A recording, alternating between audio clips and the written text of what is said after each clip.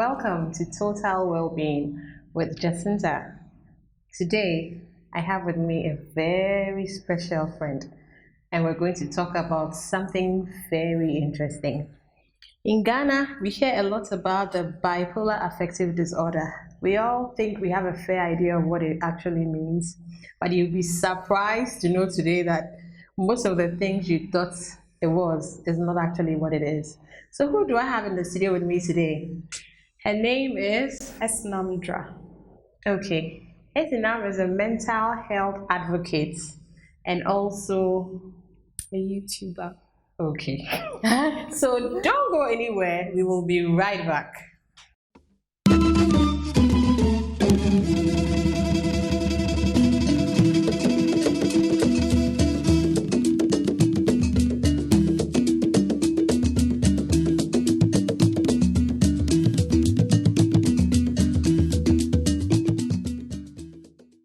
Welcome back, and I will delve right into the questions. Esnam, it's great to have you here. Thank you so much. You're welcome. So, like we're saying, today we want to know a bit more about this bipolar disorder we've been hearing so much about.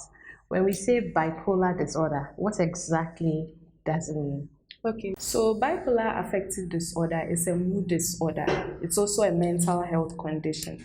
So it's basically a two-in-one sickness. That's where the word bi comes in. So if you have bipolar disorder, it means that you have two particular kinds of episodes. We have the mania, which means if you are going through mania, you are experiencing a manic episode, And if you are going through the second episode, which is depression, you are going through a depressive episode. So these two kinds of episodes mainly constitute what bipolar disorder is all about. Yeah.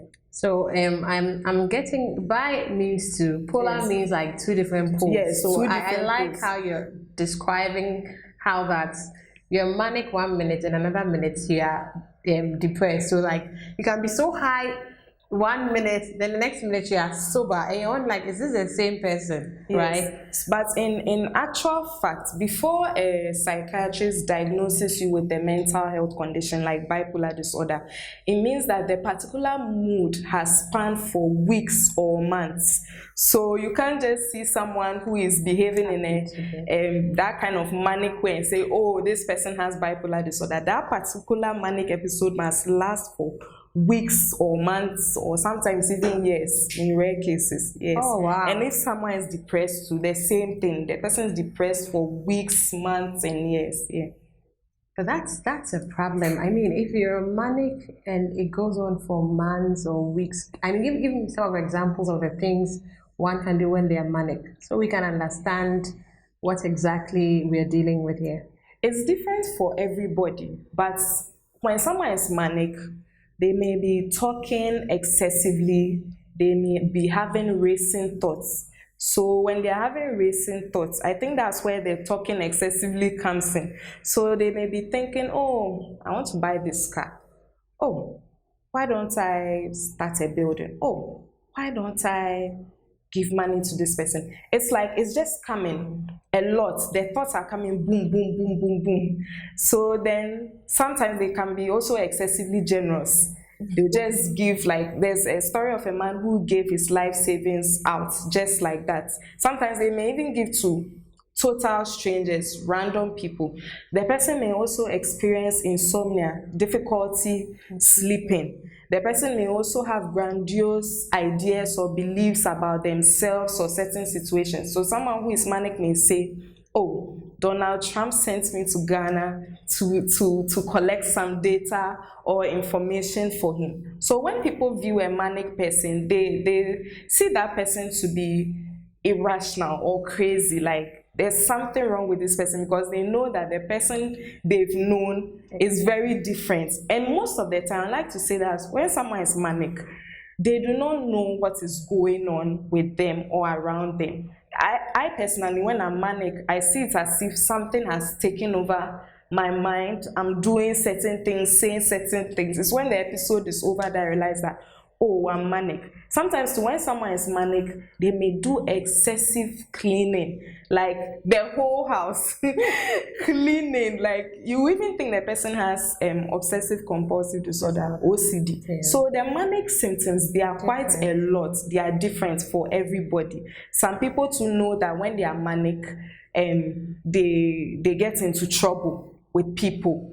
They start like destroying some of the relationships they have with people. Some people too go to certain places that on a regular they wouldn't go to. It's very different for people. And for people who are depressed, most of the time depression means that people think it's all about sadness. Oh, I'm sad. No, it's not like that. Depression also means that you have lost interest in activities you once enjoyed, or activities that you know like you are required to do. So you know that you are supposed to go to school, but you don't want to go to school. You don't feel like going to school. You don't feel like hanging around people. Self-isolation. Or the person who is depressed may spend more hours sleeping more than usual. Like they sleep maybe at 8 p.m.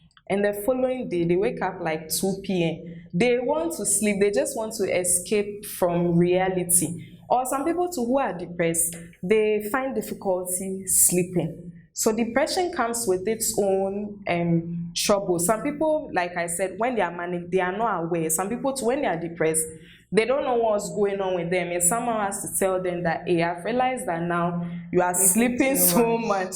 You see, and when some people are depressed, they don't feel like eating. They don't feel like doing things that they know will help them. You even get irritable. Yes. When they are well, they know that, oh, I have to de-stress, I have to do this. But when they are depressed, the thing that will help them feel better, they don't want to do it. You said something about when you're manic personally, you don't even know. Yes. When you are depressed too, but you said you don't know, but sometimes you know that something has taken over you. Is it the same with the depressive episodes too? Do you feel like something has just taken over you and you just can't help it? So you know you have to go for lectures, but you're not interested. You know you're hungry, but you don't want to eat. Like, is that what it is? So me, when I'm depressed, I know that something has changed. Like, I don't feel like eating, I'm self-isolating and all that. But depression to me feels like a hole. Like you're in a hole, you want to come out, like snap back to be okay, but you are finding it difficult to come out. You just don't, like me like this, when I'm depressed, I don't want to bath. So when people are trying to force me to bath, I'll just go and maybe tell a lie that, oh, have you bath? I say, oh, I've bath. Because I don't want them to come and be all over me, like you are sick, you don't want to bath and all that. So it's sometimes the depression, it spans for a period of time before you realize that, I'm depressed. Sometimes when it starts, you know. The same with mania. There was a time that when I was having a manic episode, I cleaned excessively. When I was done, and I was like, I think I was manic for just that second, you see. So the manic episodes could last like days. Sometimes it could be like an hour. Weeks, months. It could, yes. Me, what happened to me there? I felt it was an hour, but there were other things I did later that I realized that no, it wasn't just more than that. Yeah, it was more than that. Okay, so I'm sure everybody's looking at her and wondering like, what's she talking about? You mean you have the disorder? Tell us the stages you went through, and then when you actually found out that this was the condition and what you did about it. So maybe prior to being actually told, had it happened and you didn't know, and when you actually found out, what was it like? Just walk us through that experience. So in 2014, I think, no, 2015 March, I went through an issue with my relationship. My relationship had ended, and I was really depressed about it. I didn't know at the time I was depressed. I thought, oh, this is what people go through when their relationships end. It's a phase.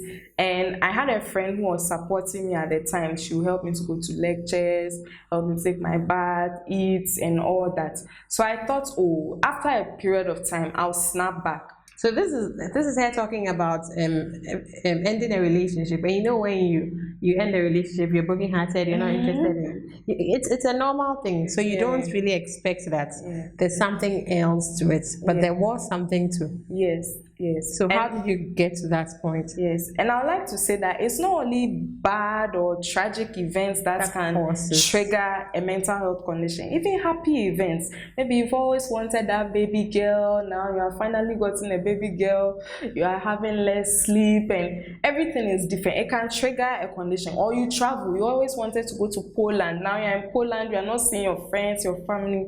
So it's not just those tragic kind of conditions.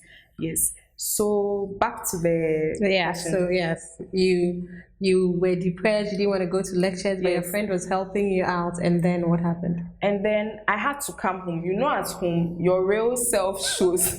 You cannot hide in your house for very long. And then when my house is structured, if you are sick, they will definitely get to know you are sick. So even when I came home, some of my behaviors were a little off. Like when I want to sleep, I'll tell my brother, I'm really, really scared. Like, can we sleep on the same bed together? So when we are sleeping, I'll not sleep. Like, I'll be talking the whole night. And what I'm talking to, like, it doesn't really add up. So he'll tell me, go and sleep in our parents' room. When I go there too, I'll be talking. Then my parents started realizing that this thing is becoming really, really some way. So my mother, you know, we are in an African setting, she said we should go to churches for prayers. So we were trying different churches. Sometimes I feel better, sometimes too, you know, some pastors will say it's a demonic attack, some to say somebody is doing you in the family, your mother's side, your father's side, those kinds of things. Then when my father realized, like, we have tried all these things, they are not working, he said, how long was this? This was like 2015, like from June, when I came home for my long vacation. So even that vacation, I didn't do internship like the rest of my mates. I was at home facing this thing. Some of them even visited me. And my greatest fear at the time was I was going to lose my mind. Because now I was hearing voices. I was actually visualizing my funeral, like how I was lying in a casket and my friends would come and file past me and reading tributes. There were times I even visualized an obituary on my parents' house, the gate. There were times too that I visualized myself like a vagrant, the people on the streets walking. I actually thought my life was ending at that period because I wasn't feeling normal in quotes. I was just feeling like there's something wrong with me and I cannot snap back. Like I don't want to feel that way, but this is how I feel. Yeah, I can't help it. I remember there was even a time I visited my seamstress house and a garbage truck was passing by and I told her they are bringing my food. And she was like, don't say that, I'll go and buy food for you, don't say that. But in that moment, that's what I felt like saying.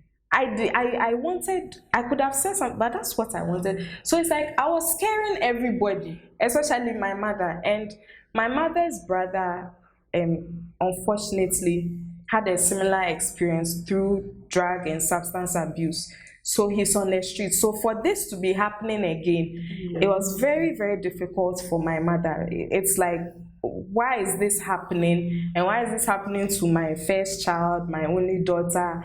Like, is history repeating itself? So finally, my daddy and mommy, they were discussing amongst themselves that they've seen a psychologist signboard in our neighborhood, but they don't really know where.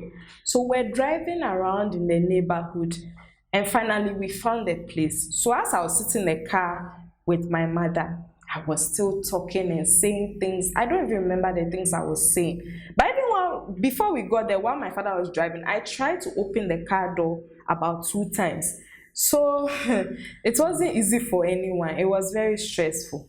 And so the lady, he went inside the house and came back outside with the lady. She was the psychologist.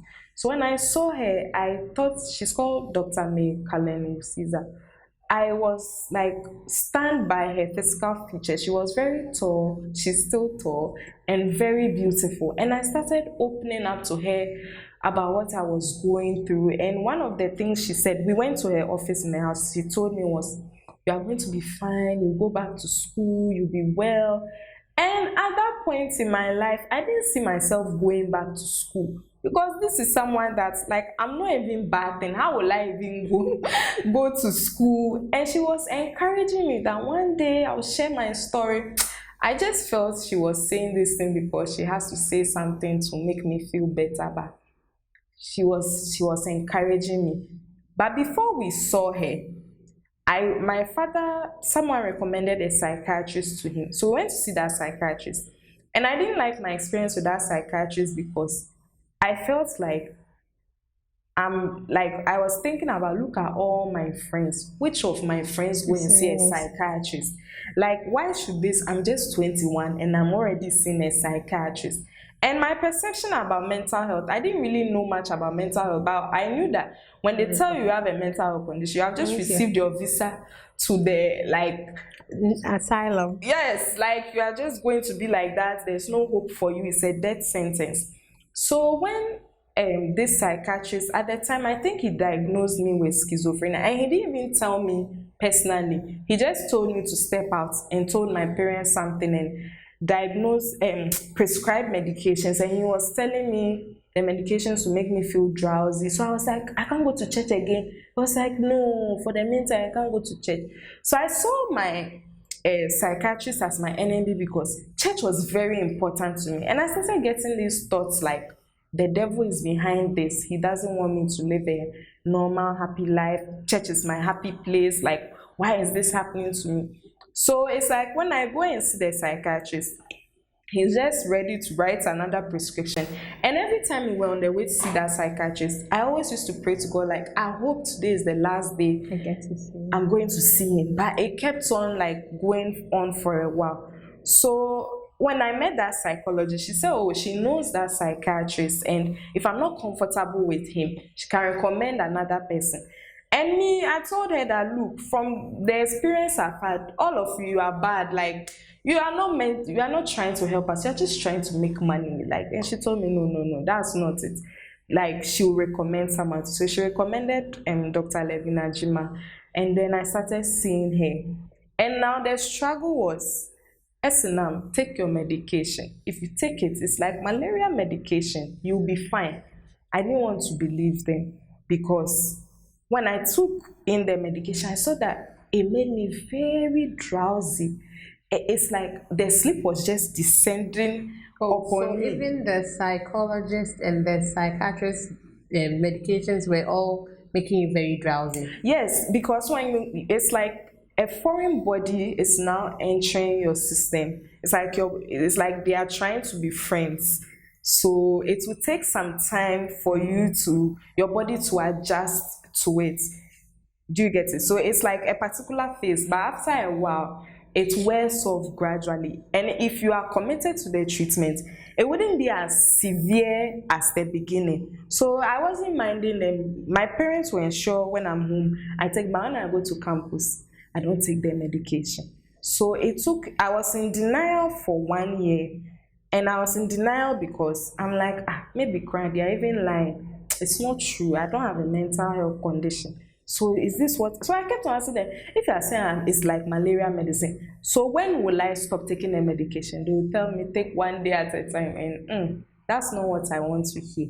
So by God's grace, after I traveled when I went to travel for my year abroad, I realized that for a period of 1 year, I wasn't taking a medication. I've even failed 3 courses in the university. During that 1 year period, I was having issues with people, getting in debt. It's like the symptoms got worse. And it will reflect. When I wasn't taking a medication, it will reflect. People will know that there's something off about you. My dressing changed. I was dressing more seductively to class. When I'm in class, I can't pay attention. I can't sleep. I'm not eating well.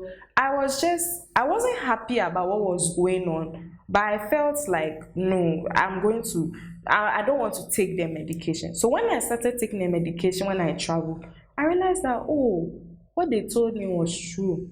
I can sleep, I'm learning. I was doing well with my grades. So that's when I did the whole 360. But I didn't just do the 360 like that. Before I traveled, I listened to a podcast by Bishop Dag Heward-Mills. It's called Wisdom 14. And he was talking about how a doctor friend had a wife who was developing a mental health condition, but the doctor friend didn't know. Because the doctor's wife and then the mother-in-law were always fighting. So one day she exhibited a trait, and the doctor remembered like his medical school notes and realized his wife has a mental health condition. So then he took his wife for treatment and therapy. So I was like, oh, if even this man of God believes in this thing, then what's wrong if I take the medication? Because another problem I had was, if I take the medication, it means I don't believe in God. I don't have faith. But my understanding changed and I became committed to the treatment, and I'm fine now. Is this not interesting? Yes. I mean, as believers, we always say that faith, and faith without works is dead. So you would hold on to something, but yet faith and medicine works together. So it's so interesting. I don't really want us to continue. So we'll go for a quick commercial break and then we'll come back. Don't go anywhere.